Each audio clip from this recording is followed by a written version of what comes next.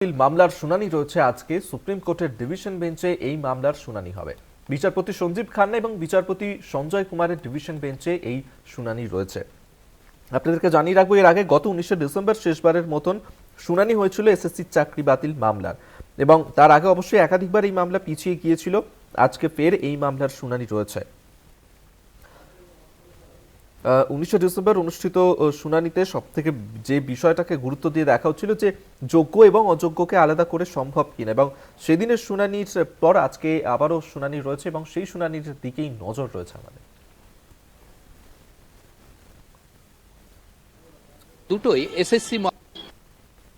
দুটোই এসএসসি মামলা শুনানি। প্রধান বিচারপতির বেঞ্চে এই মামলার শুনানি গ্রহণ করা হবে। সুপ্রিম কোর্টে সিবিআই এর পক্ষ থেকে যে রিপোর্ট জমা পড়েছে, সেই রিপোর্টে যদি যোগ্য এবং অযোগ্যদের তালিকা সঠিকভাবে জমা পড়ে, তাহলে সেক্ষেত্রে অযোগ্যদের চাকরি যাওয়ার সম্ভাবনা রয়েছে বলে আগের দিনই জানিয়ে দিয়েছিলেন শুনানি পর্বে প্রধান বিচারপতি।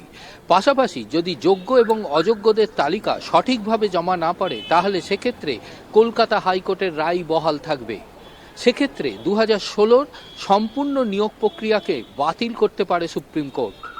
ইতিমধ্যে রাজ্যের কমিশন এবং বোর্ডের পক্ষ থেকে যে যোগ্য অযোগ্যদের তালিকা জমা দেওয়া হয়েছে, সেক্ষেত্রে 400 জনের সংখ্যাগত পার্থক্য রয়েছে সুপ্রিম কোর্টের ওই রিপোর্টে। ক্যামেরায় অরিন্দম ভদ্রের সঙ্গে পীযূষ কান্তি নাগ, কলকাতা টিভি। সুপ্রিম কোর্টে